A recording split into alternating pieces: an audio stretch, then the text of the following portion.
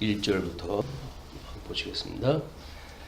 내가 그리스도 안에서 참말을 하고 거짓말을 아니하노라. 나에게 큰 근심이 있는 것과 마음에 그치지 않는 고통이 있는 것을 내 양심이 성령 안에서 나와 더불어 증언하노니, 나의 형제 곧 골육의 친척을 위하여 내 자신이 저주를 받아 그리스도에게서 끊어질지라도 원하는 바로라. 그들은 이스라엘 사람들이라.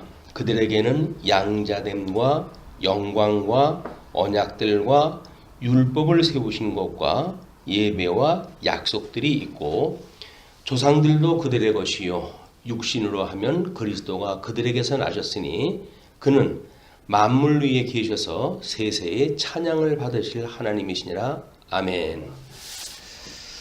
우리 오늘 9장서부터 11장까지가 하나님의 의의 기초입니다. 거기에 지금 9장 1절부터 18절까지 내용을 모형적인 양대 언약이라고 이렇게 이야기했어요. 의의 기초.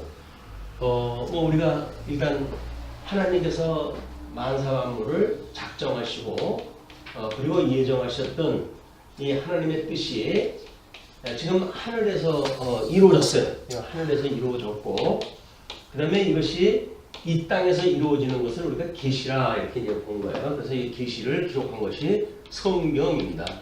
그러니까 이 성경의 내용을 이제 근거로 해가지고 이야기가 진행이 돼야 되는 거예요.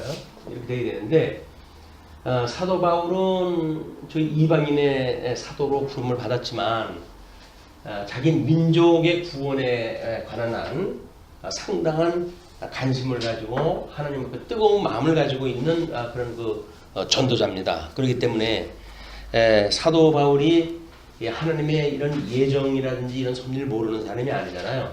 그럼에도 불구하고 좀 이스라엘 백성들을 위해서라면 자기가 하나님의 이 은혜의 줄에서 떨어진다 할지라도 내가 감당하겠다. 그런 정도로 지금 민족의 구원에 대한 걸 이야기를 하는 거예요. 그 이제 민족의 구원의 이야기도 마찬가지죠. 우리가 아브라함한테 이스라엘 백성들은 지금 이제 아담에게 주어졌던 걸 모형적으로 보여주는 것이 아브라함의 섭리란 말이에요. 이 아브라함에게 하나님이 양대 언약을 주셨죠. 이 양대 언약이 의와 나라입니다. 자, 그러면 여기서 그냥 문자적으로만 보게 되면 이스라엘 백성들이 하나님의 의, 이게 이제 우리 하나님의 복에 참여되어진 자죠. 복에 참여하기 위해서라고 한다면 자기가 이 의에서 떨어져도 좋다라고 할 정도로 지금 이거를 강구한단 말이에요. 그 이야기는 자기가 정말 떨어지는 걸 이야기하는 것이 아니라 떨어질 수 없는 것처럼 우리 이렇게 이제 이 의미를 부여해 볼 수가 있어요. 하나님의 이 복으로부터 내가 떨어질 수 없는 것처럼 분명한 것이 있는데, 그것이 바로 뭐냐면 이스라엘 백성들의 이 구원에 대한 이야기, 이스라엘 백성들의 구원, 이건 이제 우리가 회복이라고 이렇게 큰 의미로 이야기를 했습니다. 그러니까는 이스라엘 백성들의 회복은 이미 하나님께서 약속되어져 있고 언약되어져 있는 거기 때문에 필히 이루어질 수밖에 없는 거예요. 그런데 유암스럽게도 예수님이 하나님의 의로 오셨고, 그리고 지금 복음이 지금 사도 바울에 의하여 2차 전도 여행까지 가가지고 고린도 교회에서 지금 로마를 통해 가지고 이제 편지를 쓰고 있으니까 흩어져 있는 그런 유대인들 또는 로마 지역에 있었던 흩어졌던 사람들이 예수님을 영접하고 지금 교회를 이루고 있기 때문에 이렇게 참여하지 못한 사람들이 여기 참여되어진다는 이야기는 하나님의 필연적인 뜻이라는 거예요. 이게 그거를 로마서에서 우리는 이게 나중에 창감남 나무와 돌감남 나무 예를 갖다 들면서 하나님께서 돌감남 나무도 귀하게 여기셔서 창감나무에다가 절을 붙여 가지고 구원을 이루셨는데 하물며 창감남 나무이겠느냐라고 이야기를 하잖아요. 이걸 우리가 이스라엘의 이제 민족적 회개라고 이렇게 이야기를 하는 겁니다. 민족적 회개. 이 민족적 회개는 우리 바울은 이 민족적 회개를 내다보고 있는 사람이에요. 그러니까 여기서 그냥 어떤 문자적으로 해가지고 내가 하나님의 이 은혜로부터 떨어진다 할지라도 이 이스라엘 백성들이 구원에 참여되어지는 것이 나는 소원이다. 이렇게 이야기를 하는 것은 이 하나님의 은혜로부터 내가 떨어질 수 없는 것과 같이 이 사람들도 떨어질 수 없는 사람인데도 불구하고 아직은 예수님을 믿지 않으니까 지금 이방인의 시대가 도래가 되어진 거 아니에요. 사도 바울이 이제 1차 전도 여행에 이스라엘 백성들이 그 복음을 받아들이지 않으니까 발의 먼지를 떨고 내가 이방인을 향해 가겠노라 라고 이야기를 선언을 갖다 하잖아요. 그 이방인의 선언을 했다는 이야기는 이 민족적 회개를 이루어야 될 유대인들이 아직은 때가 아니라는 겁니다. 사도 바울이 복음을 증거할 때. 그렇기 때문에 아직은 이것이 아니지만 하나님께서 이 계획, 하나님의 이 역사 섭리를 미루어 짐작하건대 이것은 분명히 민족적으로 회개를 해야 된다 이렇게 보여진 거죠. 자, 우리는 하나님의 뜻이 하늘에서 이루어진 것처럼 이 땅에서 이루어지죠. 이 하늘에서 이루어진 거는 이제 우리가 궁창을 열고 보여주실 때만 보이는 그런 영원한 성취입니다. 영원한 성취가 이루어진 건데, 우리 지난 주일에도 그런 이야기를 했지만, 이건 영원한 거를 지금 땅에다가 계시했다 한다는 이야기는 시간과 공간과 형상화되어져 있는 거란 말이에요. 그러면 지금 우리 사도 바울의 이야기는 하나님께서 영원한 뜻이 지금 이 땅에서 이루어지고 있는 거야. 그렇다고 한다면 아무리 그것이 모형적으로 아브라함에게 주어졌던 양대 언약이 모형적이거나 그림자적으로 주어진 거라 할지라도 이것은 지금 예표로서 이 예표라고 하는 그 이야기는 실체적으로 예수님이 이 땅에서 오실 것, 영원한 하나님 나라에서 이루어진 거를 예표로 보여주는 지금 그림 아니에요, 이게. 그렇기 때문에 이 그림은 실체적인 그림하고 원형이 모양이 똑같은 거예요. 그렇기 때문에 아담에게 언약하셨던 대로 이미 우리가 양대 언약을 상실했고, 그 다음에 이 땅에서 죄의 종로로 타던 우리들이 우리 둘째 아담이신 예수님을 인하여서 회복이 되어졌다고 한다면, 그럼 이거는 아담 전 인류가 지금 회복에 대한 이야기 아니에요. 물론 거기에는 부택자들, 유기된 자들 다 빼놓고 선택된 자들은 다 예수 그리스도로 말미암아서 회복에 참여가 되어진단 말이에요. 그러면 마찬가지로 모형적으로 보여줬던 아브라함도 예수님이 와가지고 예루살렘과 온 유대 이제 복음을 증거할 때 3,000명, 5,000명 이런 복음을 듣고 회개한 자들이 있었지만은 그 뒤에 12지파에게 복음이 증거되어지면서 이들이 받아들이질 않잖아요. 그리고는 이제 우리 하나님께서 이방인의 때를 갖다 주신 겁니다. 이방인의 때를 주어가지고 이것 또한 유대인들을 시기나게 하시기 위한 전략을 가지고 이걸 하신다고 이렇게 이야기를 했어요. 그러면 이 이방인의 때가 끝이 난다고 한다면 시기나도록 하기 위해서 이방인의 때를 주고 이방인을 구원하셨다고 한다면 시기를 나게 해가지고 결과가 뭡니까? 창감남 나무로 지칭되어지는 이스라엘이 민족적 회개를 했다고 돌아오는 거죠. 이건 큰 그림에서 우리가 이 9장 1절로부터의 지금 5절까지 그런 내용을 읽지 않으면 마치 어떤 그런 열성 분자처럼 내가 죽어도 그래도 이렇게 하는 것이 좋아라고는 상대적으로 이걸 우리가 글을 읽어나기에 쉬워요. 그런데 상대적으로 읽어나갈 수가 없는 겁니다. 이건 절대적인 하나님의 섭리에 대한 걸 지금 논하고 있기 때문에 거기서 인정 있게 내가 죽어도 우리 민족이 구원을 받는 게 좋지 라고 하는 그런 개념을 이해를 하게 되면 상당히 자연인스러운 해석이다. 그거는 자연인스러운 해석이에요.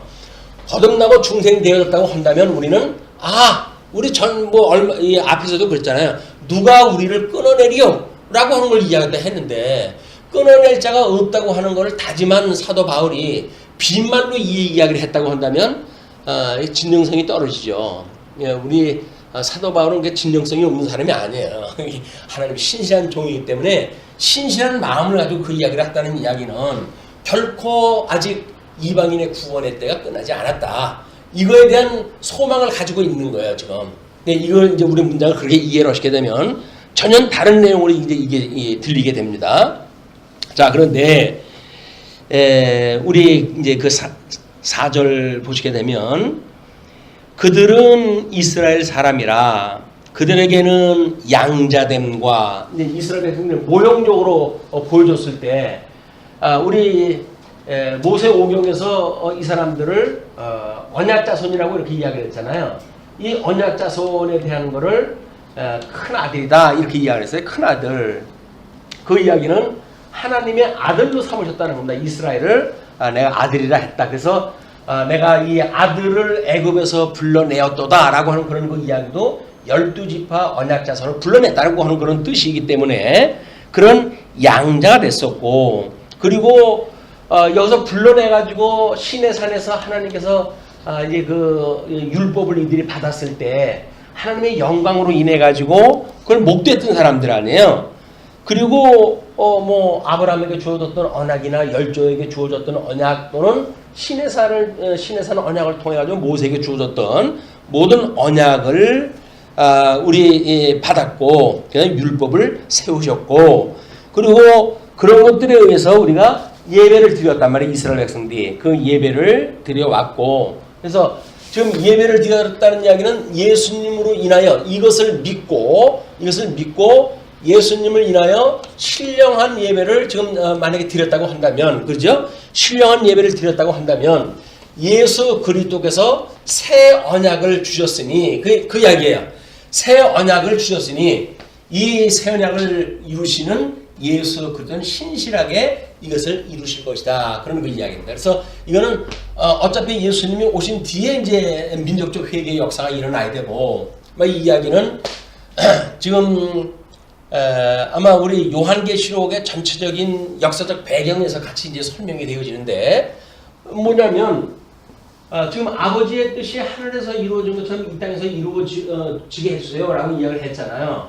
근데 지금 예수님이 오시고 약 한 90년이 지난 뒤에 보니까는 이거는 로마 제국의 이 핍박이 극에 달한 거예요. 극에 달아가지고 도저히 소망이 없어하는 이 사람들한테 지금 요한이, 야 얘들아, 지금 구약 성경을 너희들 봐라. 하나님께서 이렇게 언약하신 대로 우리 예수님이 오셨지. 그 이야기를 하는 거예요. 구약 성경에 이 언약대로 예수님이 오셨지. 그러면 예수님이 언약했던 그것대로 너희들이 비록 핍박을 받고 있을지언정 예수님이 다시 재림한다고 하는 것이 확실하지. 이걸 이야기를 하는 거예요. 그러니까 이 고난을 받고 있는 요한계시록 2장과 3장의 그 현장은 땅 아래 거이지만 요한을 하늘로 끌어올려 가지고 천상의 세계를 보여준단 말이에요. 그 이야기는 이미 하늘에서 이루어진 영원한 하나님의 그 성취되어진 그 나라에 대한 것, 섭리에 대한 것, 이런 것들을 환상으로 보여준다고 그랬어요. 그 환상을 보여주니까 너희들이 지금 핍박을 받고 있는 이런 것이 지금 현실이지만 하나님께서는 끝내 우리 구약 성경의 우리 선지서의 이야기를 너희들이 보아도 그들이 구원할 것을 약속을 하시고, 그리고 대적을 멸하시고, 그리고 너희를 회복하지 않더냐? 이 구약 성경의 이야기야. 이거대로 예수님이 오셨어. 예수님이 오셔가지고 새 언약을 했다고 한다면 이제 저 구약 성경에서 이야기했던 것처럼 예수님이 너희들 핍박 가운데 너희 대적들을 다 멸하시고, 그리고 너희를 회복하기 해서 위해 가지고 재림하실 것이 분명하지. 그러니까 지금 당장 당하고 있는 환난 때문에 힘들고 어려워 생각하지 마라. 왜냐면 너희들한테는 소망이 있는 거야. 하나님이 이런 약속을 했기 때문에 소망이 있는 거야. 이런 이야기를 하는 거예요. 그러니까 이런 요한계시록의 그림이나 로마서에서 지금 이야기하는 그림이나 똑같은 겁니다. 물론 우리 사도행전에서도 마찬가지죠. 스데반 집사가 돌로 맞았을 때에 하나님께서 하늘을 열고 천상의 세계를 보여주시잖아요. 그걸 보았을 때 스데반 집사는 너무나 그것이 이 하나님 나라에서 이루어진 거니까, 비록 이 땅에서 내가 돌 맞아 죽는 거는 잠깐 있는 인생을 마감하는 일이기 때문에 모든 원수를 용서를 하다 빌고 오히려 그리고 기꺼이 하나님 앞에 자기의 그 생명, 영혼을 맡기게 되어지는 이런 모습을 본단 말이에요. 그러면 사도행전에서 스데반 집사 한 사람의 그런 그 모습을 우리는 이제 사도행전에 그려놨지만 사도 바울은 거기에 가표를 던졌던 사람 아닙니까? 가표를 던졌고 저게 도대체 무슨 인간이 저럴 수가 있지? 라고 생각을 했었는데 복음을 깨닫고 보니까 예수님이 그렇게 돌아가셨단 말이에요. 예수님이 어린 양으로 그렇게 돌아가셨던 것이 이제 복음이 믿어지고 그래가지고 이 역사 성경 66권이 한눈에 그냥 뚫려버린 거예요.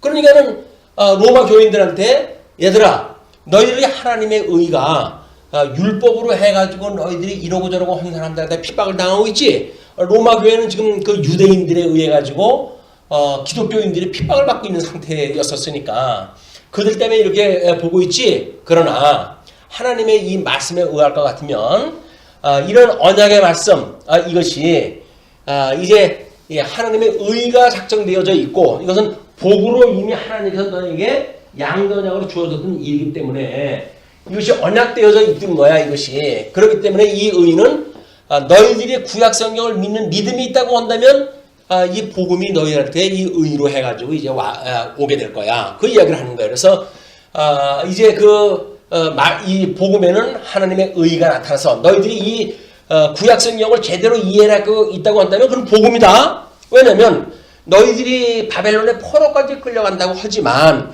끝내 하나님께서 너희를 회복하시지 않느냐?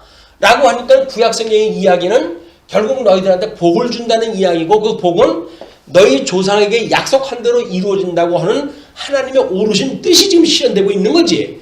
그러니까 너희들이 지금 비록 로마에 있는 유대인들한테 핍박을 당한다 할지라도 이 복음에는 하나님의 의가 나타나는 거야. 그러니까 너희가 이 구약 성경을 제대로 믿는다고 한다면 이제 예수 그리스도가 약속을 하고 지금 승천하셨고 성령을 보내셔가지고 하나님의 나라를 이루고 있는데 그거를 우리 주님께서 이루실 거야. 그러니까 너희들은 신구약 성경의 그 말씀을 통해 가지고 믿음을 가지고 이 세상을 살아가게 되어지는 거야. 여기서 이렇게 약속되어졌으니까 나한테 이것이 지금 이루어지느냐 안 이루어지느냐 역사적으로 이루어졌느냐 안 이루어졌느냐 라고 하는 건 중요한 게 아니야. 성경에는 이렇게 언약되어진 대로 예수님이 초림을 했고 초림하신 예수님이 새롭게 약속을 하시고 승천하다 하셨어. 그럼 그분이 주님의 약속대로 그분이 오신다고 하는 게 분명하지. 그럼 예수님이 오신다고 한다면 모든 그 사단 무리를 이제 무적행 속에다 집어넣고 너희를 거짓말로 속였던 적그리스도 너희를 핍박했던 모든 그런 백성들도 하나님 무적행 속에다 다 집어넣고 천년 왕국을 회복을 하다 해서 하나님 나라를 너희들이 직접 누리고 사는 걸 네 눈으로 보게 만들어 줄 거야. 라고 하는 것이 요한계시록 이야기란 말이에요. 우리 종말론에 대한 이야기였었고.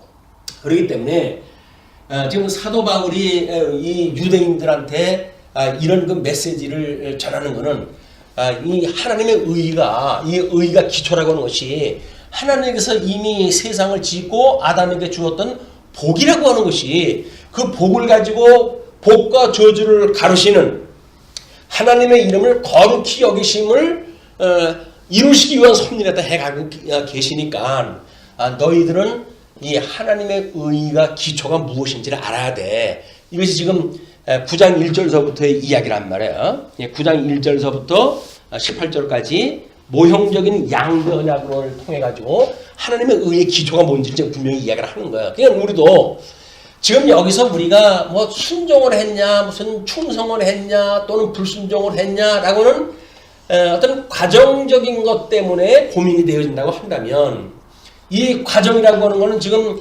과거, 현재, 미래라고 하는 시제를 통해 가지고 우리한테 이 감각세계로 오잖아요. 이거를 온다고 한다면 이 성경 전체를 통해 가지고 영원하신 하나님의 섭리를 깨닫는 일, 이것이 우리들의 이제 소망을 이루는 일이에요. 그래서 이걸 믿게 되어지는 것을 믿음이라고 그러죠. 그리고 저 영원하신 하나님 나라를 바라보고 보는 것을 소망이라고 이렇게 이야기를 하죠.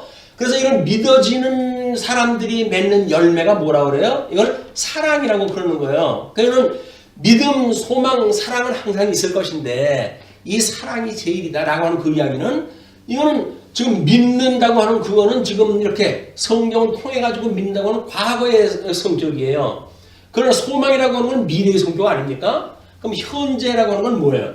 사랑이라고 하는 열매를 맺고 살아가는 거예요, 너희들이. 이 놀라운 복음을 깨달았고 하나님의 사랑을 너희들이 깨달았다고 한다면 마땅히 사랑하면서 살아가는 거야. 성경 다 한 거야, 이제. 이게 성경 전체 틀이 이제 이걸로 밝혀진 거니까.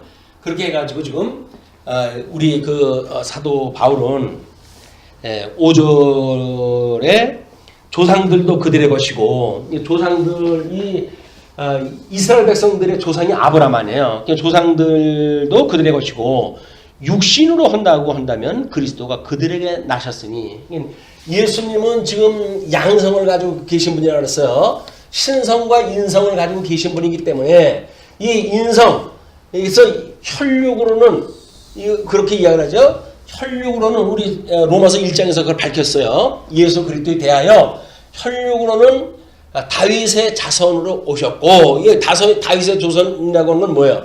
하나님께서 하나님 나라에 건국했던, 창건했던 하나님 나라의 초대 왕, 그 왕으로부터 이제 이어받는 이 땅의 왕으로 오셨다. 그런 이야기예요. 유대적으로 해가지고.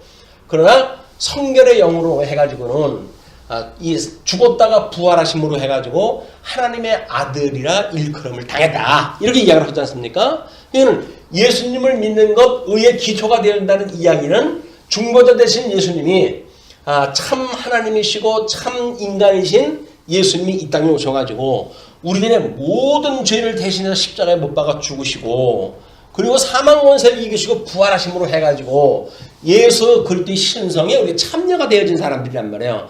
예수 그리스도의 형상을 닮아가는 사람들이 돼버린 거 아니에요. 그냥 예수님을 닮아가는 이런 그 이야기는 죽으심을 우리가 함께 죽었다고 한다면, 우리 전 시간에 공부한 게 그거예요. 예수님의 죽으심과 함께 죽었다고 한다면 예수님의 부활하심에 너희들이 함께 부활했다고 하는 걸 믿는 것이 당연한 거지. 이렇게 이야기를 했다 했으니까. 그러니까 우리는 맞아. 내가 죄로 인해서 우리 예수님하고 함께 십자가에 못 박아 죽었는데 예수님이 사망 원세를 이기시고 부활했을 때 나도 예수님하고 함께 부활한 거야. 이것이 우리가 중생이라고 이렇게 이야기했어요. 그걸 믿는 게 중생이란 말이야. 중생. 거듭남.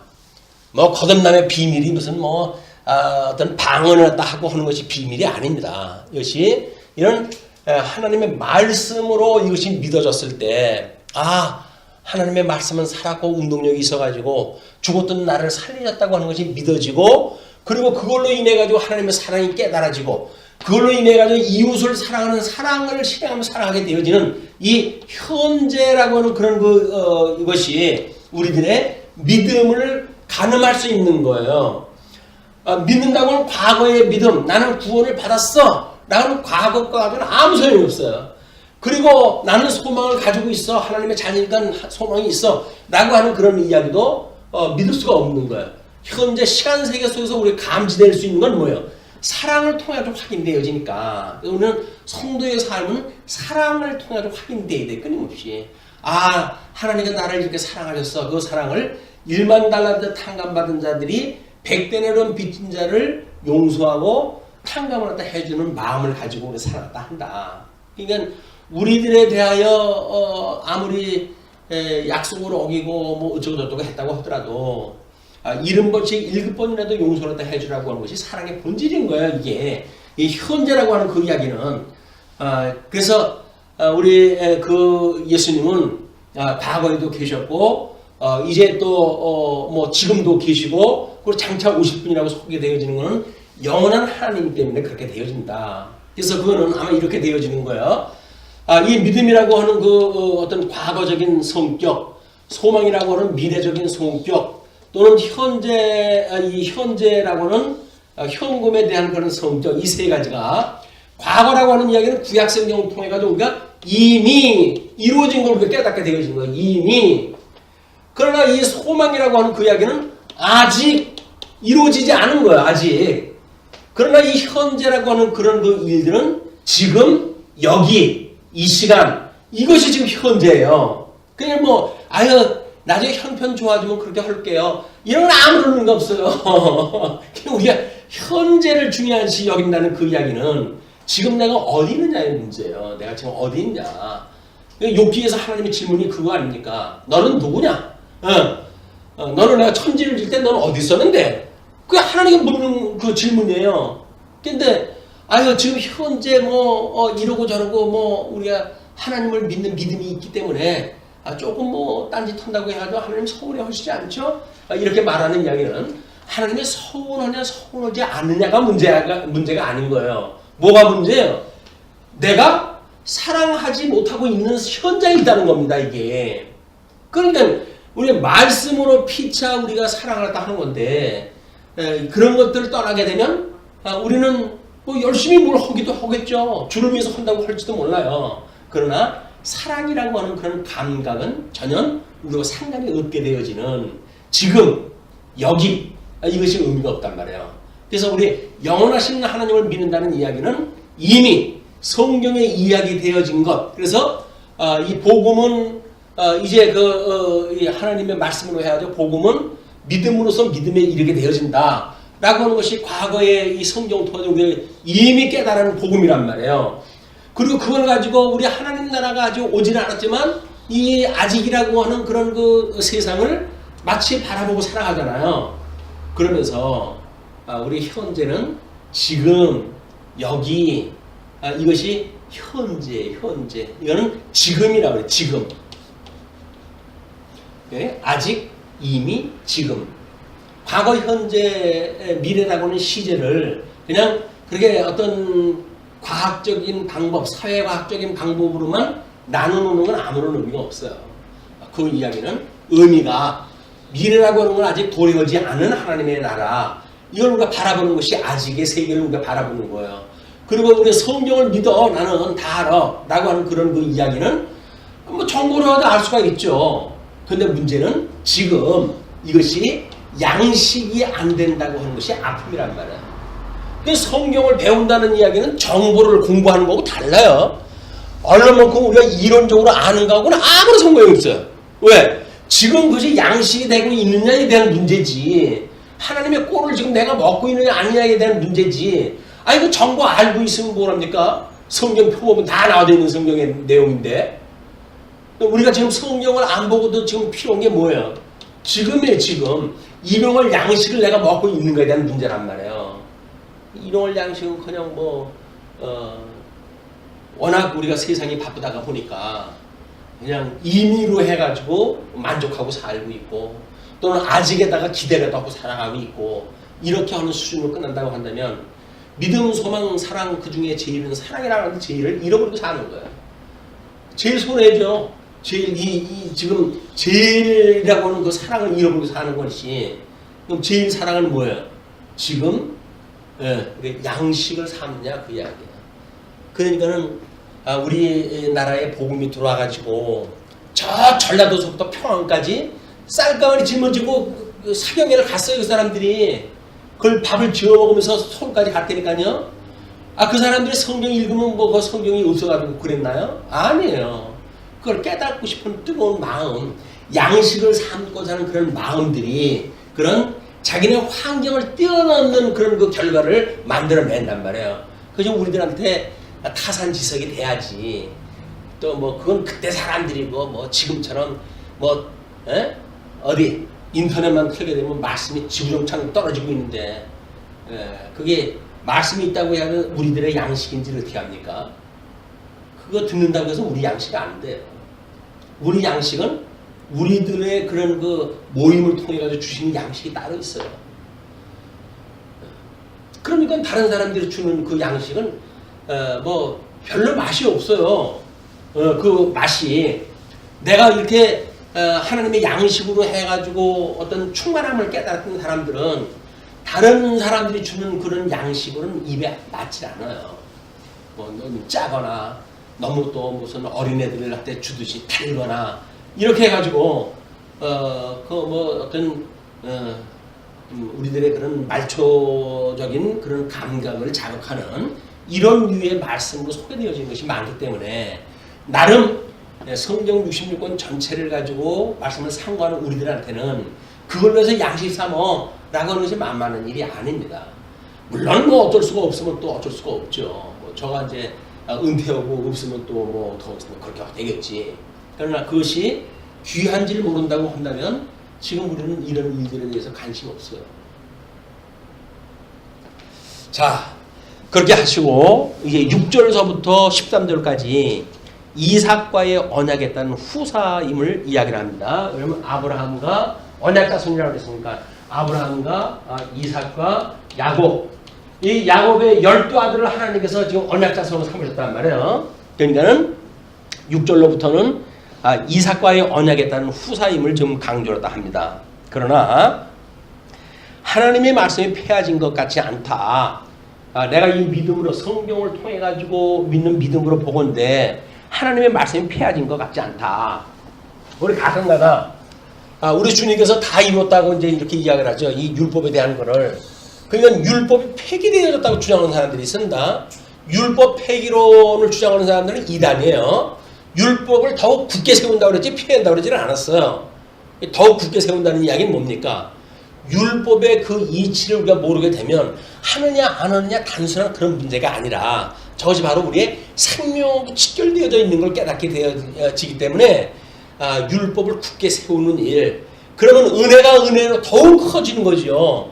오호라 공고한 자로다 누가 나를 사망의 몸에서 건져낼고 그러나 찬성하리로다. 우리 주님께서 나를 죽었던 나를 살리신 분께서 온전케 하시는 그 길 갖다 가게 하시니 그 하나님을 찬양한다는 이야기가 사도 바울의 감격 아니었어요. 그런데 오호라 공고한 자로다 라고는 회개할 이유도 없고 거기서 구원받았다고 하는 그런 그 이유도 없고 왜 율법 다 폐해졌는데 나하고 뭔 상관이 있어요. 이미 나한테는 주님께서 나 죄를 위해 가지고 돌아가셨다고 하는 믿음을 가지고 있는데 그 믿음은 어떻게 보게 되면 그냥 보편적인 사건이에요. 나하고 직결되어지는 사건이 아니라 그냥 보편적 아니면 성경에서 이야기하면 객관적 이런 거에 의해 가지고 주관적인 나의 감격이 나의 인격이 한테 어우러지지 않은 이런 그 믿음으로 우리 신앙생활을 하게 되어진다. 우리는 이 말씀을 깨닫고 끊임없이 말씀을 상고한다는 얘기는 양식을 삼는 데 우리가 의미가 있어요. 양식을 삼는 데 의미가 있다. 그 양식이 없다고 한다면 영적 예배 드릴 수가 없는 겁니다. 일용할 양식을 가지고 때가 있든 되든지 안 되든지 그 주어지는 말씀을 가지고 이 말씀의 의미를 가지고 또 영적 예배를 드리고 무슨 일이 있었을 때 하나님의 기뻐하신 뜻이 뭘까라고 하는 걸 양식을 삼아가지고 영적 예배가 시작되어진 거기 때문에 그렇습니다. 그런데 아브라함의 씨가 다 그의 자녀가 아니라 오직 이삭으로부터 난 자라야 내 씨라 불리리라 하셨으니 지난 시간에도 이야기를 했죠. 아브라함에는 지금 이 하갈이라고 하는 몸종과 사라라고 하는 부인이 있었는데 부인이 잉태하지 못하자 이제 이 하갈을 하나님께 주셨고 그래서 하갈을 통해 가지고 이스마엘을 지금 얻었단 말이에요. 이스마엘을 얻었고 그다음에 사라를 통해 가지고 하나님께서 이제 하갈을 낳고 나이가 제법 됐을 때 하나님께서 아브라함을 찾아오셔 가지고는 야 내가 사라도 너한테 아들을 줘야지 그랬더니 하나님 잊어버리신 거 아니에요? 내한테 이스마엘이 좋은데 또 무슨 아들을 주십니까? 이 이야기를 하잖아요. 하나님이 왜 잊어버려요? 줄 자식이 아니니까 그렇게 이야기를 한 거지. 근데 우리는 모양만 같으면 그냥 그걸 생각을 드니까 우리들의 삶의 방식도 마찬가지예요. 그냥 모양만 비슷하면 내가 신앙생활 한다고 그러는 거예요. 근데 그렇지는 않습니다. 그것이 이렇게 이걸 육체로 낳은 아들이냐 아니면 이걸 이 언약에 기초한 그런 아들이냐 이거 다른 거지요. 우리가 여기서 하나님의 말씀을 양식으로 삼는다는 이야기는 뭡니까? 우리의 일로소 일투조 이것이 언약에 기초한 것이냐 하나님의 의에 기초한 것이냐 그 이야기야. 하나님의 의에 기초한 것이냐 이것이 의의 열매로의 영적 예배다. 근데 그런 의미가 없다고 한다면 모양만 같고 이렇게 하면 됐지 무슨 굳이 그렇게 예수님의 그런 의의 형상 약속대로 되어진 거 그걸 기존으로 놓을 게 뭐가 있냐 이렇게 이야기를 하는데 그게 없다고 한다면 모래 위에 지는 집하고 똑같은 거야.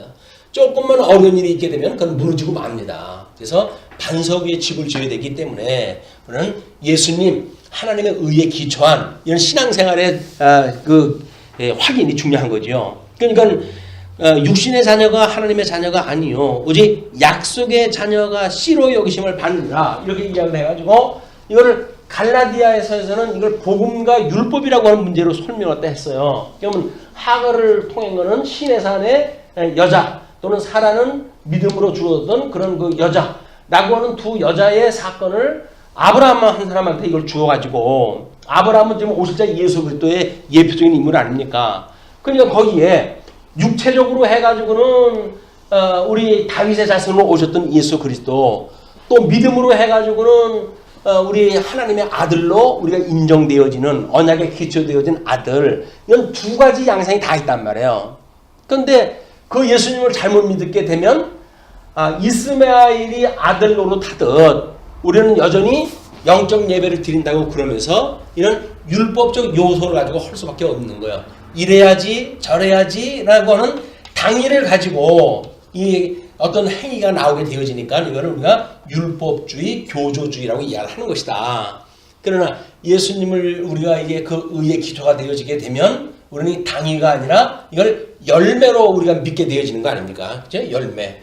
그러니까 하나님의 의에 기초되어지는 그 두 아들은 언약에 기초되어진 거냐 또는 육체에 기초되어진 거냐 이거에 따라 가지고 천양지차인 거예요.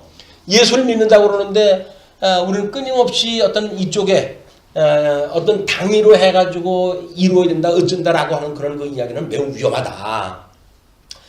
우리가 성경은 이미 66권 1.1에 더 하나 감할 수 없는 완전 무결한 말씀이에요. 거기는 어떤 역사적인 사건이 이루어졌다고 해가지고 더욱 진리성이 확보되어지는 것이 아닙니다. 성경 자증의 논리에 의해 가지고 성경의 진리성이 확보되었어요. 그냥 성경은 성경 자체가 진리를 선포하는 거지. 거기서 뭐 나름대로 고고하게 발전이 돼야 된다든가 또는 언어학이 발전을 갖다 해가지고 무슨 어째야 된다든가 이런 그 일들은 전부 성경 본질에서 벗어난 이야기들입니다.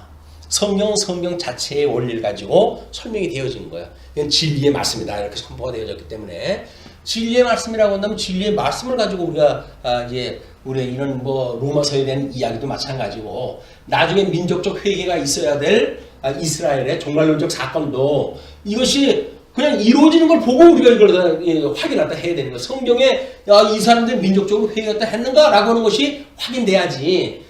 아직도 회개가 안 되는데 뭐 이스라엘이 민족적으로 회개가 돼야 된다든가 이렇게 이야기하는 것은 해석상의 문제. 성경에서는 이렇게 완전히 되어져 가지고 이 민족적인 회개를 통해 가지고 다 이루어졌을 때 예수님이 재림하다 하시는 거예요. 그걸 우리가 이건 뭐 1급 나팔과 1급 대접으로 해 가지고 그때 당시에 하나님께서 재앙을 주시는 걸 구분하다 하는 이유도 거기에 있는 거예요.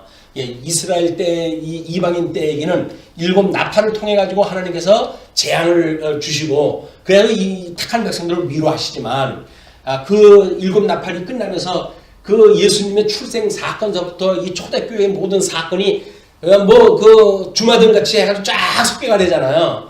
소개가 되어지고 하나님의 나라가 그렇게 소개가 되어진다는 거예요. 그러나 마지막에 너희들 돌감람나무를 세운다고 이야기를 했기 때문에 너희들이 이방인 때에 구원에 이르러가지고 하나님 나라의 도래가 되어질 거야. 그때 너희들을 핍박했던 바벨론 그걸 내가 이제 박살을 내겠다. 이렇게 이야기하는 것이 바벨론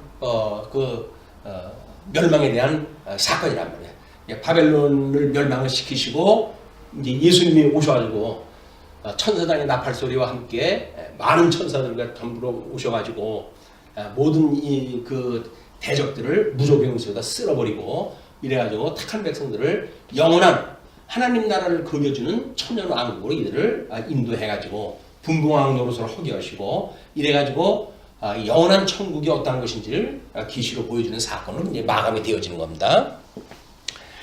자, 그렇게 하니까 곧 육신의 자녀가 하나님의 자녀가 아니요 오직 약속의 자녀가 씨로 여기심을 받느니라. 씨라고 하는 것은 우리가 뭐 예수님을 이야기를 하는 거죠. 요건 말씀을 갖다 이야기를 하기도 하죠. 그럼 말씀을 우리가 전할 때 우리 씨를 뿌린다고 이렇게 이야기를 하죠. 그럼 이 씨를 뿌릴 때 우리가 언약의 씨를 뿌리느냐 육체의 씨를 뿌리느냐 이거는 천양지차가 나온 거 아니에요. 그러니까 복음서를 우리가 이 성경을 읽으면서 끊임없이 역사적인 이야기, 육체적인 이야기를 한다는 이야기는 뭡니까? 육체의 씨앗을 뿌리는 거예요. 그럼 우리가 복음의 씨앗, 이것은 하나님의 의의 기초를 갖다 했던 그 말씀에 의해 가지고 복음이 증거되어지기 때문에 여기는 생명의 역사가 이제 이 태동이 되어지는 겁니다. 이렇게 차별이 되어지는 거예요. 자, 그렇게 하면서 9절, 그 9장의 9절을 보시게 되면 약속의 말씀은 이것이니, 약속의 말씀이 뭔가? 약속의 말씀은 이것이니 명년 이때에 내가 이르리니 사라에게 아들이 있으리라 하심이라. 하나님께 약속했던 것이 얘는 뭐 이스마엘로 좋다고 그러니까 아니야. 이제 그 언약으로 말미암아야 돼.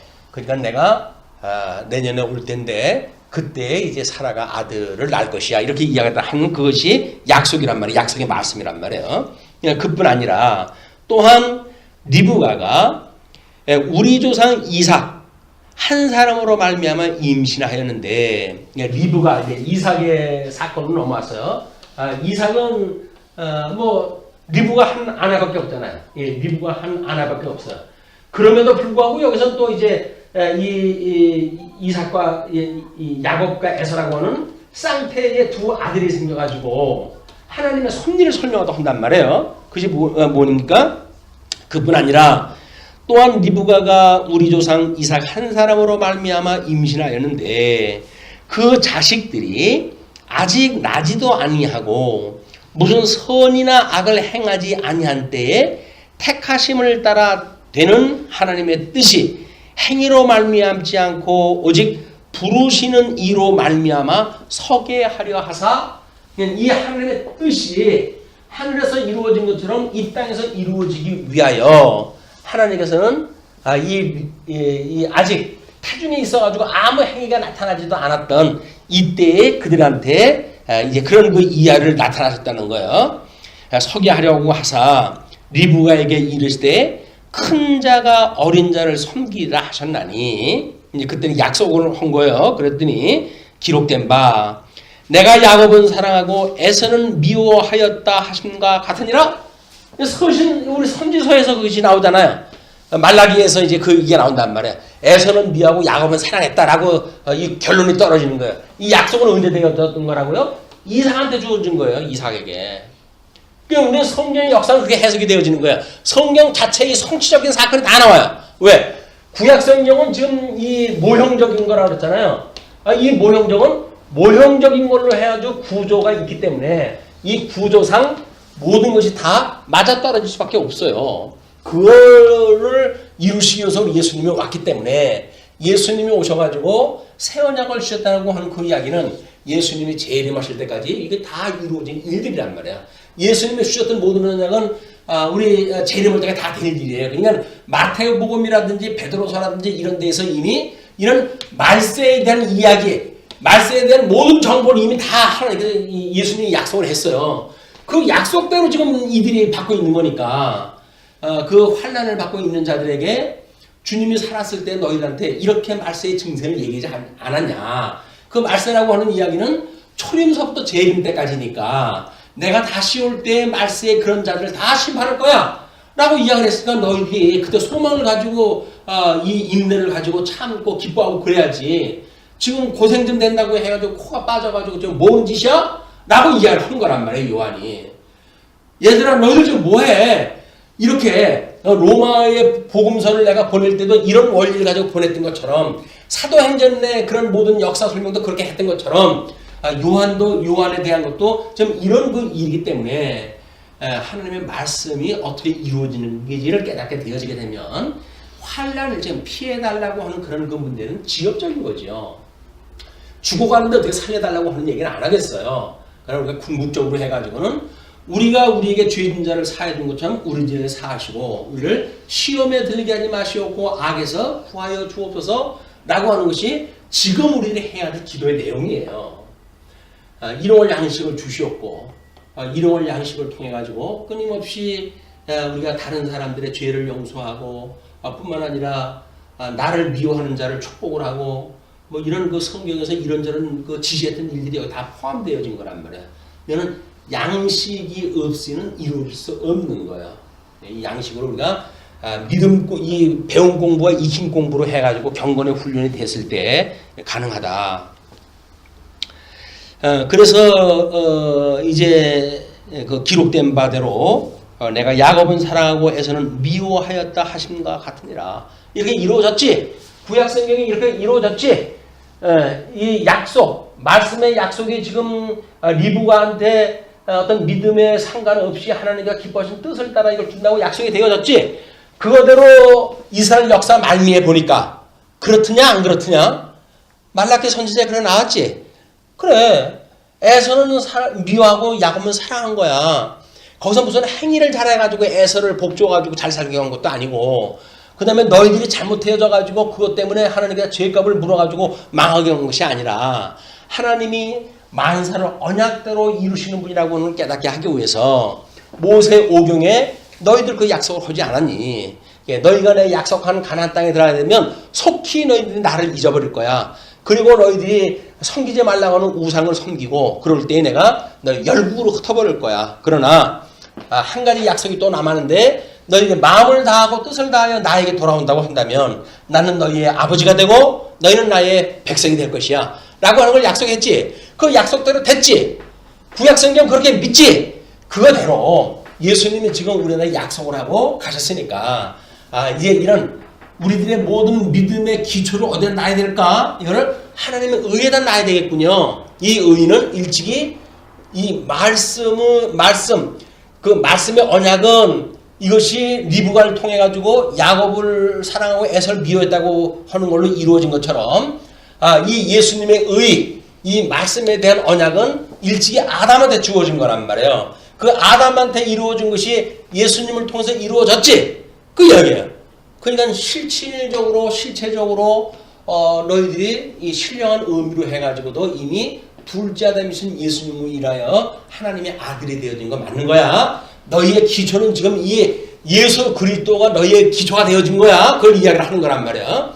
율법주의자들처럼 그런 게 있는 것이 아니라 예수님에게 너희들의 그 의의 기초가 있는 거다. 그 이야기를 하는 거죠. 자, 그러면서 14절로 18절 하나님의 주권에 따른 신정성을 이야기를 합니다. 자, 그런즉 우리가 무슨 말을 하리요? 하나님께 불의가 있느냐? 그럴 수 없느니라. 아니 뭐 그런 경우가 다 있어요? 이제 한거가 되어지는 거야. 아무 행위도 없는데 야곱은 사랑하고 에서를 미웠다고 그러니까 그러면 에서가 뭐 이런 경우가 다 있어요? 라고 한거할 수 있는 거 아니에요? 그러니까 그렇다고 해서 불의가 있겠느냐? 하나님한테 불의가 있겠느냐? 그럴 수 없다. 그러면 뭐라 그래요?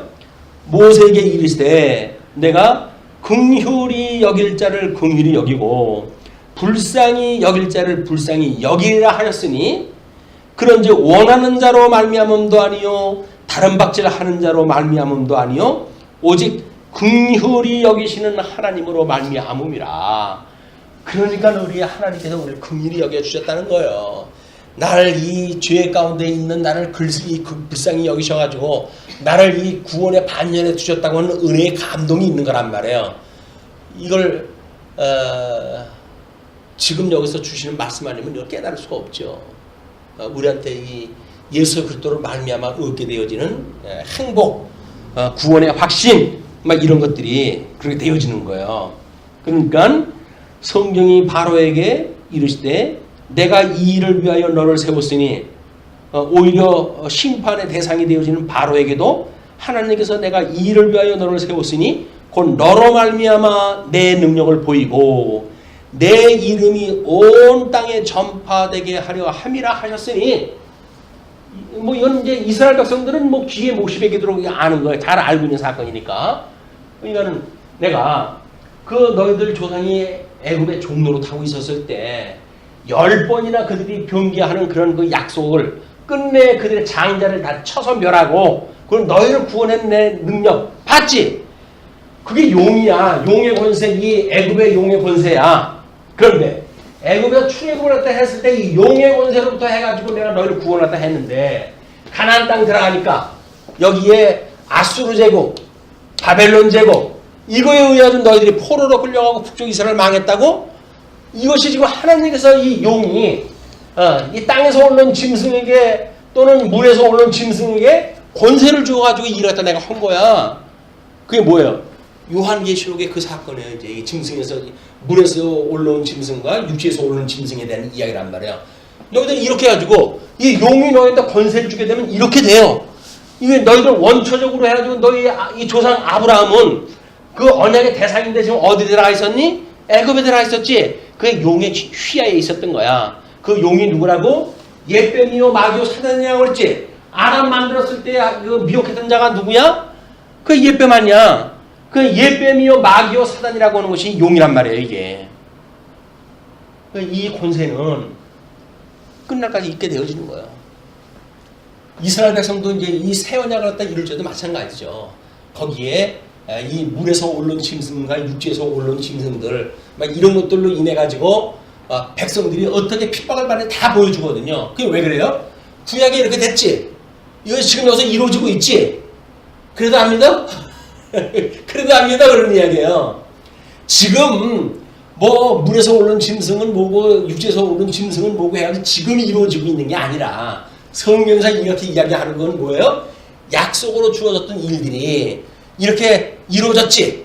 그걸 예수님께서 지금 이렇게 요한계시록을 통해 가지고 너희들 고난을 받고 있지만 여기 로마 제국이 무슨 뭐 해양을 장악을 하고 뭐 이 장사꾼들이 무역업을 갖다 해가지고 돈 많이 벌어가지고 너희들 구박하고 그러는데 물에서 오른 짐승이고 또는 육지에서 오른 짐승이고 다 이것이 구약 성경의 모형으로 다 보여준 거야. 그래서 이루어졌다고 한다면 그 권세를 하나님 멸하실까? 안 멸하실까? 멸하시죠. 그런 걸 알고도 왜 너희들 걱정을 해? 염려하는 게 믿어지지 않기 때문에 너희들이 그러는 거야. 그러니까는 구약 성경을 너희들이 제대로 알고 있으면 그 복음에는 하나님의 의가 나타나서 구약 성경을 믿는 믿음으로 신약 성경을 믿는 믿음에 너희들이 이르게 되어지는 거야. 그걸 이야기를 하는 거란 말이에요. 로마서 1장 17절 말씀 지금 다시 확인한 거예요. 복음에는 하나님의 의가 나타났다. 지금 로마 교회 이 교인들한테 지금 이야기하는 게 뭐냐면 너희들의 그 의에 기초되어 있다는 이야기는 이미 너희들 조상한테 약속했던 것이 이루어진 거야. 그 중간에 태어난 너희들이 그것 때문에 좌지우지 할 수 있는 게 아니라니까. 너희 조상들한테 한 것이 지금 이 땅에서 이루어진 건데 아니 그 중간에 너희들 태어나가지고 무슨 내가 이러기 때문에 저러기 때문에 그게 말이 되냐? 상식적으로 생각을 다 해봐라. 그래가지고 저 이부가서부터 해가지고 다 설명을 했잖아. 그 뭐 말 맞네. 뭐 우리를 사랑했다고 하는 게 확인 안 되지만 전 말라기 선지자는 분명히 사랑한다고 그랬으니까 내가 믿느냐 믿지 않느냐는 나의 몫이지. 성경에서는 이미 야곱은 사랑을 애서 미웠다고 그러잖아요. 그럼 내가 만약 야곱을 믿어준 사람은 어떻게 하겠어요? 아 그렇군요 하나님 저를 사랑하셨군요. 저를 사랑을 깨닫게 하시기 위해서 이런 섭리를 하셨군요 라고 감동을 할 거 아니겠어요. 그런데 우리 에서 같은 사람들은 뭐 사랑한다는 게 무슨 이 꼴입니까? 사랑 두 번만 하면 아주 잡아먹겠소? 라고 또 하나님 앞에 종목질이 되지 않겠냔 말이에요, 이게 신약교회도 마찬가지예요, 신약교회. 주님 저를 사랑하신다면요. 이럴 수가 있어요? 사랑한다는 거 그건 뭔 상관인데? 너 사랑 깨닫기 위해서 그랬어. 그래, 어쩌라고? 하나님 그러고 하면 뭐라 할 거야? 그럼 사랑을 하는 사람은 좀 뭐 좋은 걸로 줘야지, 뭐 이렇게 험한 걸로 사랑을 한다 주니까 라고 이야기를 한다면, 야, 이스라엘 백성들 바벨론에 끌려갈 때 왕이 눈이 뽑혀가지고 끌려갔어. 너희들 그거 사건 아니? 구약성경 저희가 배워서 알죠? 그럼 그 사람들은 그렇게 하고도 이 회복에 참여를 갖다 해가지고 하나님의 은혜를 그들이 노래를 갖다 했는데 너희들 좀 당하고 있는 게 뭔가 대단하다고 지금 엄살님들아. 그런 이야기한 거란 말이야, 이게. 세상에 감당할 수 없는 믿음을 하나님께 주시는 거예요, 지금 우리한테. 꾹꾹 눌러 주시는 거예요, 이게. 그러니까는 세상 겁낼 거 없어요. 하나님의 말씀대로 이루어진다고 하는 걸 믿고 우리가 오히려 진리 안에서 더욱 사랑하고 이것이 없어도 근심 걱정하는 자들에게 말씀을 나눠주고 이렇게 해가지고 함께 기뻐하는 일이 사랑을 하며 살아가는 일이다.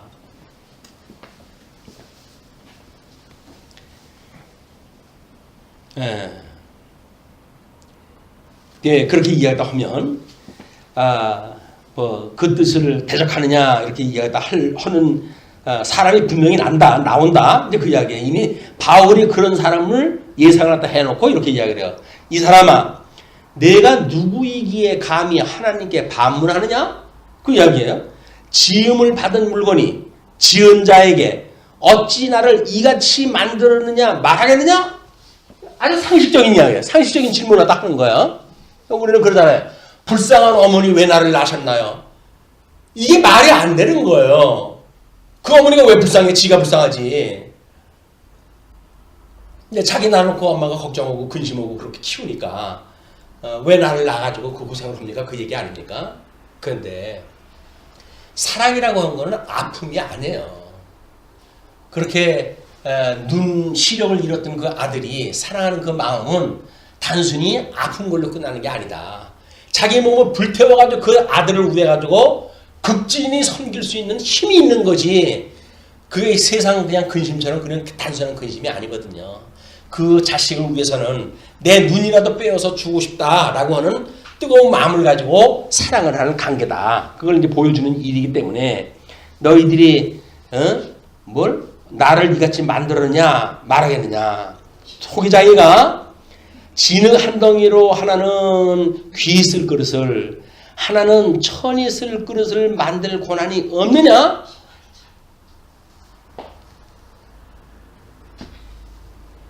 그러니까 18절은 그렇게 했죠. 그런즉 하나님께서 하고자 하시는 자를 긍휼히 여기시고 하고자 하시는 자를 완악하게 한다. 그래가지고 지금 19절서부터 그렇게 반문하는 자들한테 대한 이야기란 말이에요. 그래서 그 뜻을 대적하느냐 하리니 이 사람아 내가 누구이기에 감히 하나님께 반문하느냐. 지음을 받은 물건이 지은 자에게 어찌 나를 이같이 만들었느냐 말하겠느냐. 우리 하나님께서는 지금 우리가 영원히 죽은 사람들은 뭐예요? 그냥 흙이에요. 흙.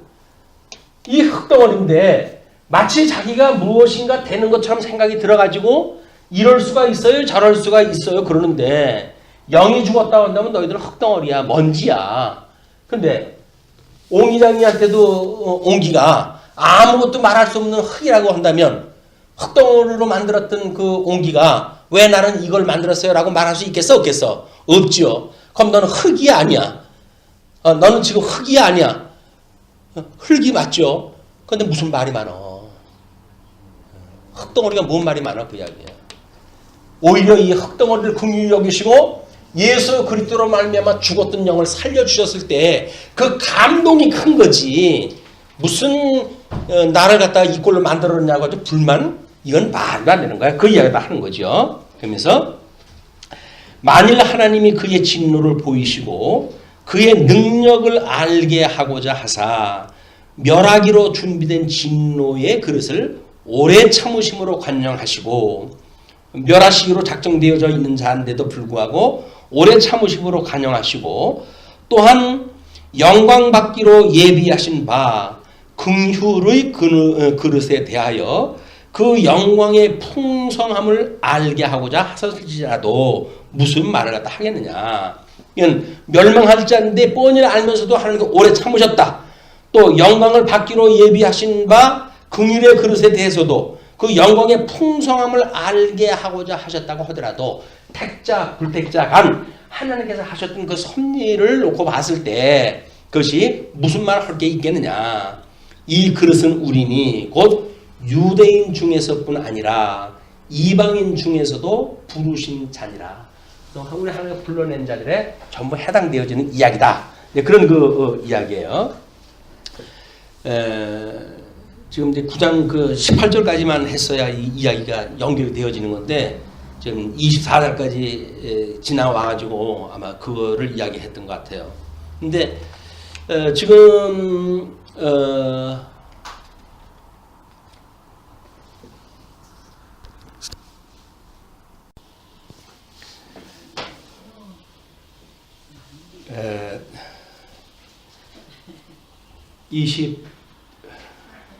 25절을 보시게 되면 호세아의 글에도 이르기를 내가 내 백성 아닌 자를 내 백성이라 사랑하지 아니한 자를 사랑한 자라 부르리라. 너희는 내 백성이 아니라 한 그곳에서 그들이 살아 계신 하나님의 아들이라 일컬음을 받으리라 한가 같으니라. 호세아서 2장 23절, 호세아서 1장 10절 말씀을 순서하고 상관없이 뒤집어가지고 좀 인용을 하다 했는데요. 호세아라고 하는 데는 지금 분국이 되어져 있을 때입니다. 분국이 되어져 있어가지고 북쪽 이스라엘이 제법 힘을 갖다 얻고 그렇게 이제 있었을 때인데 그 호세아의 그 글에 이야기하기를 내 백성 아닌 자를 내 백성이라고 했다. 또 사랑하지 아니한 자를 사랑한 자라 부르리라 했다. 라고 하는 그런 그 이야기는 이스라엘 백성들이 끊임없이 민족주의적인 그런 그 생각에 얽혀져 있기 때문에 하나님은 가끔 이제 그 노아의 아들들 거기까지 거슬러 올라가 가지고 언약을 확대합니다. 그래서 이스라엘 백성들이 자꾸 이제 이렇게 소갈딱지 없는 생각을 가지고 있기 때문에 자꾸 부닥쳐요. 생각 세계가 부닥치고 그러니까 좀 더 넓은 의미로 해가지고 이제 설명을 해서 그들의 생각의 지경을 넓히는 일인데 또 너희는 내 백성이 아니라 한 그곳에서 그들이 살아계신 하나님의 아들이라 일컬음을 받으리라 이렇게 약속이 되어져 있다. 그러니까 우리 구약성경의 이야기도 마찬가지입니다.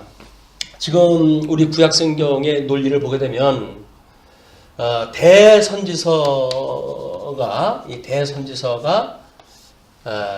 우리 뭐 이사야, 그 다음에 예레미야, 에스겔, 다니엘, 이걸 우리가 큰 대선지서라고 이렇게 이야기를 하잖아요.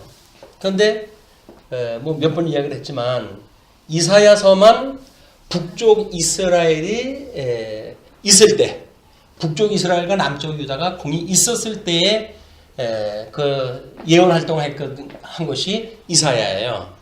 그리고 나머지 예레미야, 에스겔, 다니엘은 북쪽 이스라엘은 이미 망했고 남쪽 유다가 바벨론의 이 포로로 끌려갔을 때 그때를 배경으로 해가지고 예언하다 한 내용이란 말이에요. 근데 이거를 단순히 역사적 배경이 다른데 단순히 어떤 형식을 가지고 의미를 부여한다는 건 오해 여지가 많습니다. 그러나 왜 남북 12지파가 다 있을 때와 그다음에 남쪽 유다 지파만 있을 때라고 하는 차별화되어져 있는 예언 활동을 했고 그거를 대선지서라고 하는 이름으로 이걸 하나님의 말씀으로 남겨놨을까? 이렇게 봤을 때 물론 뭐 남북이 있었을 때에도 나름대로 선지자들의 활동은 있죠. 그러나 다만 그걸 따로 글에다가 이 하나님 말씀으로 해가지고 성경이 기록되진 않았어요. 역사적 내용 중에 설명이 되어져 있지. 그래서 이제 선지서의 그 이사야서를 보게 되면 이제 우리 뭐 성경의 주제가 전체가 하나님의 의와 하나님의 나라라고 하는 관점으로 되어져 있으니까 이 의라고 하는 그 이야기는 하나님의 기준, 좋아하심을 그 기준으로 해가지고 지금 이 의가 지금 기초라고 이렇게 이야기를 하지 않았어요. 기초가 되어지는 거니까 그 의가 하나님이 좋아하시는 것과 싫어하는 것이 무엇일까라고 하는 그런 봤을 때 하나는 정죄 기능과 사제 기능이라고 하는 율법의 대정신을 여기다 이제 삽입이 된 거예요. 그래서 우리 이사야서의 주제를 보게 되면 정죄하심 또 사죄하심 뭐 그걸 과거에는 뭐 때리시고 싸맨다고 하는 표현을 갖다 했죠. 때리시고 싸매는 거 맞아요. 그러나 그것이 단순히 다른 대선지서고 만약에 그런 어순이 통일이 되어져 버리게 되면 의미가 없어지고 예수 그때 죽으심과 부활이라고 하는 그런 쪽에서만 이게 조명이 돼요. 물론 여기서 사죄와 정죄라고 하는 그런 두 가지 부분에 대한 이야기도 예수 그때 죽으심과 부활에 대한 뭐 그런 내용이죠. 또 예레미야, 에스겔, 다니엘도 마찬가지로 하나님의 의에 대한 그런 그 부분으로 되어져 있기 때문에 이제 그 예수님의 죽으심과 살아나심에 대한 두 가지 측면이 강조가 되어져 있다. 그러나 우리가 이제 이런 걸 어떤 대선지서의 의미를 놓고 봤을 때는 예레미야에서 대해서는 언약 자손에 대한 이야기예요. 우리 옛날에는 뽑고 심으시는 하나님이라고 이야기를 했잖아요. 뽑아낸다는 이야기는 언약 자손을 하나님이 약속한 땅에서 빼서 이제 바벨론 땅에다가 이제 그 심어놓을 걸 갖다 이야기를 하시는데, 그래서 언약 자손에 대한 이야기고, 에스겔은 과거에 흩으시고 모으신다고 이렇게 이야기를 했죠. 그 이야기는 땅을, 하나님이 주셨던 그 땅을 다 거기서 흩어버려가지고 못 살게 하시는, 그러나 다시 회복하게 되어진다. 그래서 땅 언약에 대한 하나님의 계획이었어요. 다니엘서는 멸하고 세우신다고 이렇게 이야기를 하지만, 이거는 우리 통치 언약을 이루시는 하나님의 섭리에 대한 걸 이야기를 해준 거란 말이에요. 그러니까 이스라엘 백성들이 지금 이렇게 나라를 잃고 예레미야, 에스겔, 다니엘서 배경을 보게 되면 나라를 잃고 있는 사람들한테 뭘 이야기한 걸까요? 하나님께서 이 자손 언약과 땅 언약과 통치 언약이라고 하는 그거는 일찍이 내가 아담한테 주어진 거지, 그리고 너희 열조 아브라함한테 주어진 거지. 그러나 이거를 흉내내는 적그리스도를 내가 세울 거야. 그것이 음부의 권세예요. 음부의 권세에게 능력을 주어가지고 내가 사랑하는 백성들이지만 그들이 너희를 뽑고 빼내는 그런 악역을 맡게 이제 할 것이다 라고 하는 이야기는, 첫 번째 용이 주어졌을 때 보게 되면 하나님의 언약 자손임에도 불구하고 애굽으로 내려와서 400년 동안 종노릇을 하잖아요. 그러니까 400년 동안 종노릇을 갖다 했을 때 그 바로를 하나님께서 내가 너를 통해 가지고 나의 영광을 드러내는 도구로 삼을 거야 이렇게 이야기를 했단 말이에요. 그 이야기는 뭐예요? 이게 지금 너희들이 비록 포로로 끌려갔지만 그 대적들은 내가 몽둥이 쓰는 도구야. 이게 바벨론 세력이란 말이에요. 그럼 바벨론 세력을 어떻게 하시겠다고요? 내가 멸하고 너희를 구원할 거 그 이야기 아니에요.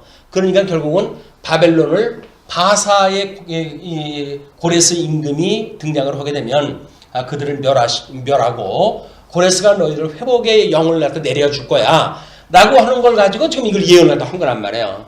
이런 큰 그림과 구조를 놓고 봤을 때 다니엘서가 지금 뭐 예수님 왔을 때 역사가 이루어진다든지 예수님 때에 뭐가 이루어지는 걸 설명한 방식이 아니겠죠.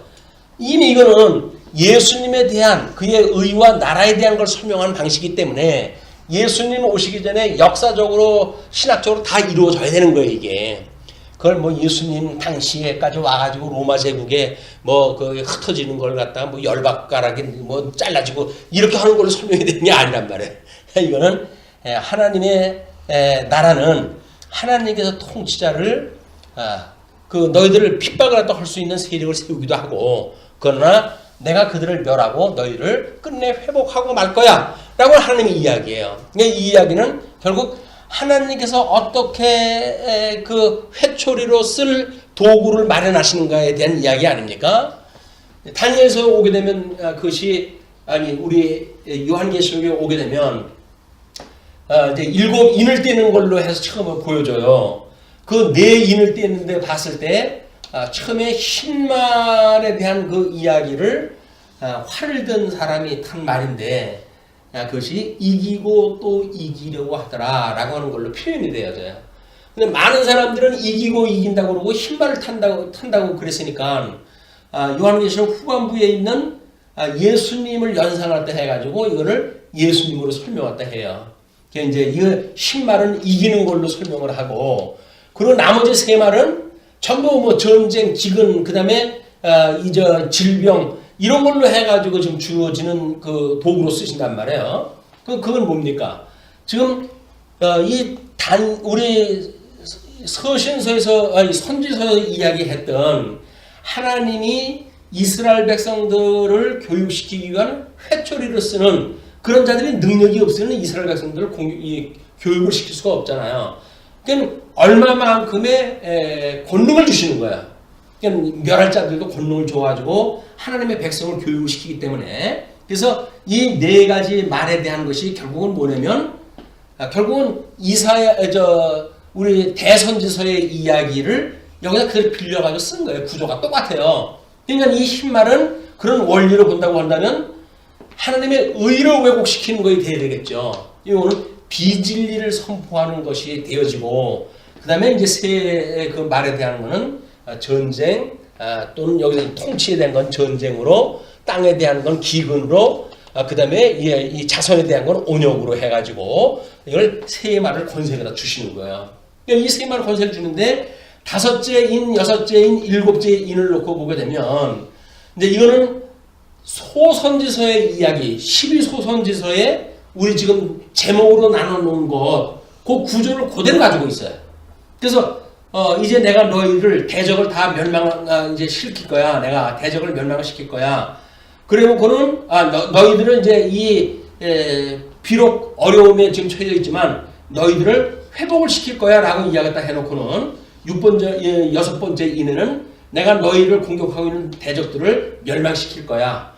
그리고 너희들을 이제 구원을 갖다 해서 이런 소선지서에서 언약 백성들을 끝내 회복시켰던 것을 예언했던 것처럼 지금 일곱인을 통해 가지고 그걸 설명했다 하고 있어요.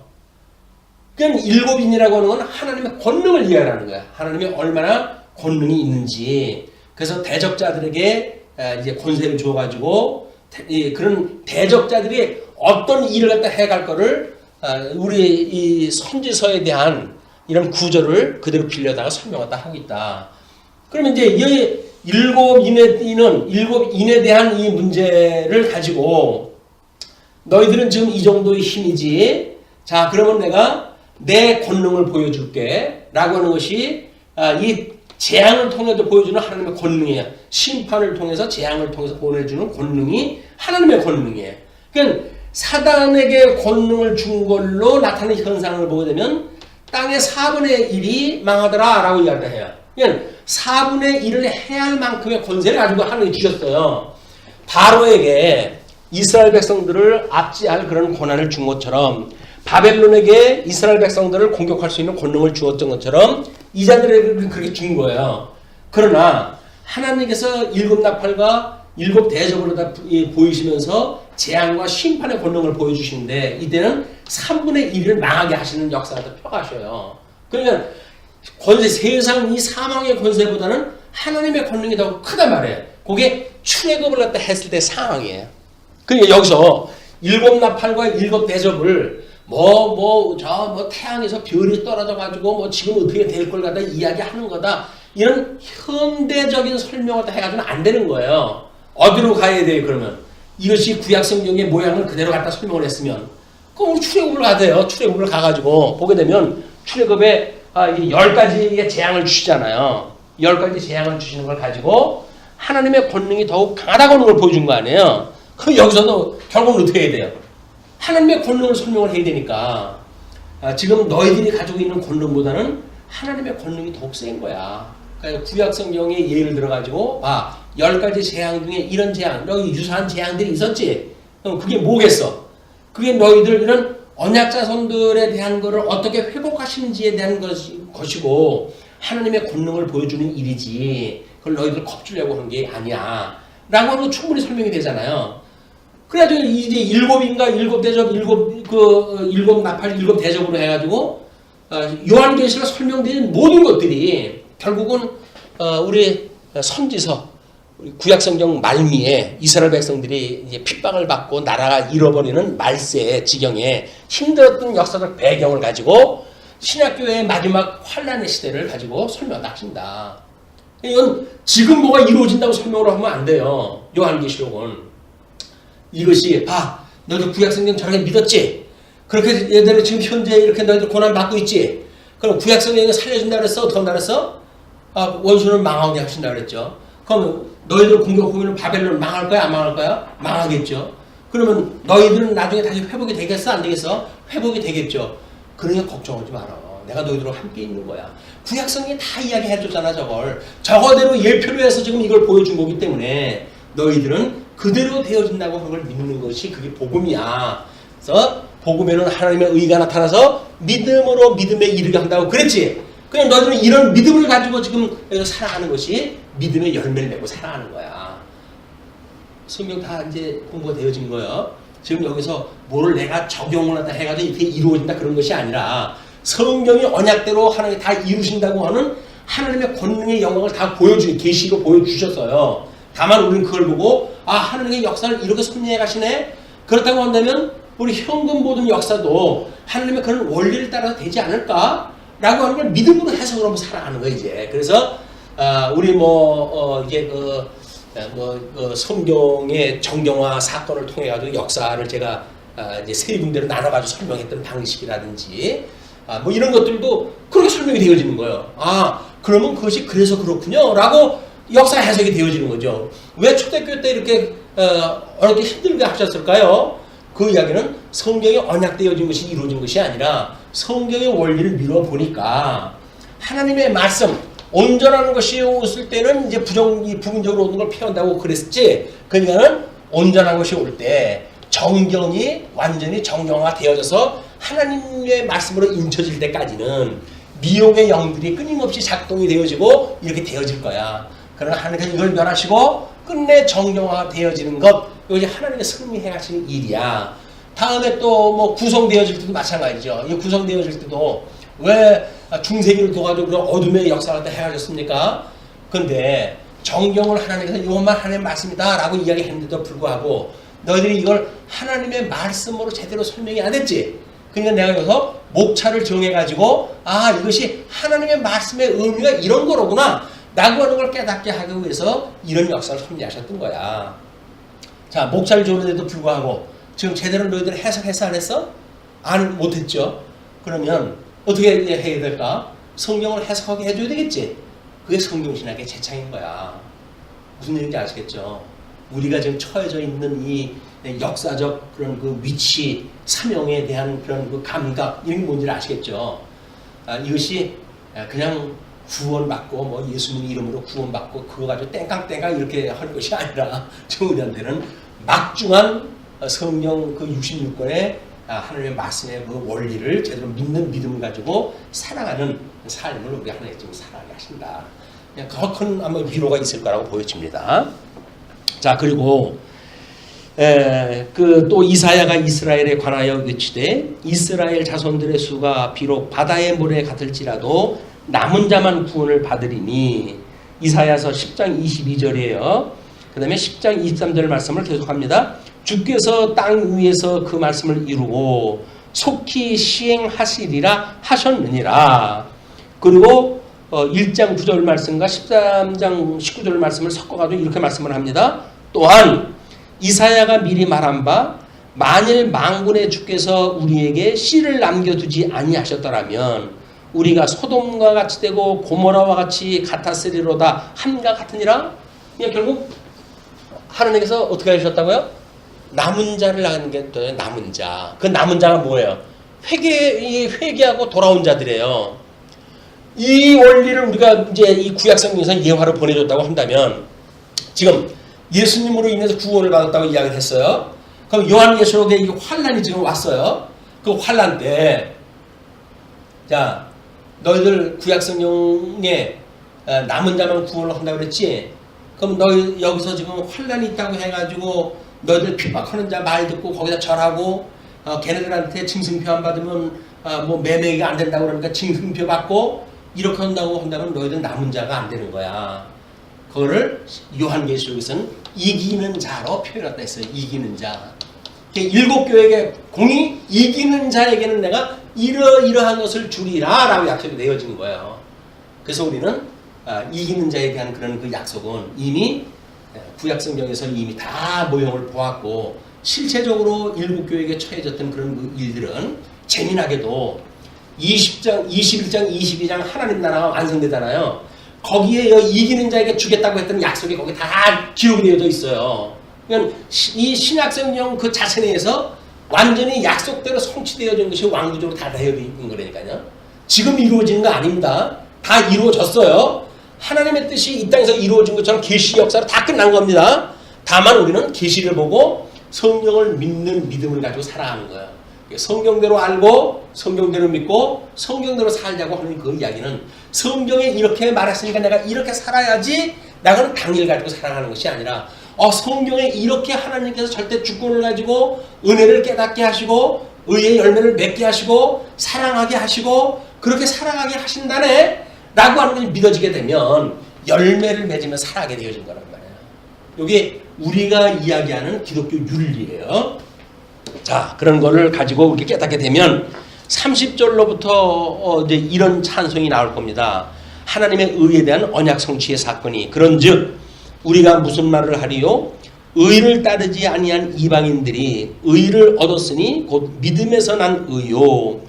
의의 법을 따라 난 이스라엘은 율법에 이르지 못하였으니 어찌 그리하냐? 이는 그들이 믿음을 의지하지 않고 행위를 의지함이라. 부딪힐 돌에 부딪혔느니라. 결국은 그들이 하나님께서 주셨던 율법을 너희들 죄냐? 라고 깨닫게 하기 위해서 주었는데 이걸 내가 지켜서 의인이 돼야지? 라고 하는 것이 너희들의 함정에 빠진 거야. 그거는 하나님께서 지혜를 주시지 않았기 때문에 너희들이 그런 현상이 일어난다. 봐라. 기록되어지기를 시편 118편 22절 이사야 28장 16절 유사한 용어를 이렇게 설명을 합니다. 보라, 내가 걸림돌과 거치는 바위를 시온에 두노니 그를 믿는 자는 부끄러움을 당하지 아니하리라 한가 같으니라. 믿는 자. 여기 믿는 자가 요한계시록은 뭐라고요? 이기는 자. 그냥 하나님의 뜻을 알아야 이기죠. 그건 미혹을 당하게 되면 그냥 우리는 함정에 그냥 빠져버리고 마는 거예요. 그래놓고는 나는 그걸 하는데 너는 왜 그걸 못하냐 해가지고 우리는 지적질을 갖다 하고 형제를 사랑하는 것이 아니라 미워하면서 살아갈 수밖에 없는 그냥 이런 열매가 맺어질 수밖에 없는 거예요. 우리가 뭐 이렇게 맺어야지라고 맺어지는 것이 아니라 하나님께서 성령의 감동을 주어서 맺어지게 하는 것이기 때문에 성령에서 어떻게 하나님이 섭리하다 해가시는가라고는 믿는 우리들에게 이것이 이루어진다. 그런 그 이야기예요. 자, 오늘 9장 그 내용은 어떻게 보게 되면 하나님의 의에 대한 기초의 문제이기 때문에 매우 까다로운 이야기였어요. 이제 10장 내용이 계속이 되어집니다. 그 하나님의 실체적인 양대 언약으로 해가지고 오늘 일단은 그 하나님의 의에 대한 그 약속을 10장 내용으로 해가지고 모형적인 언약과 실체적인 언약의 부분적인 그 부분까지 하는 걸로 해서 마치기로 하죠. 네, 기도.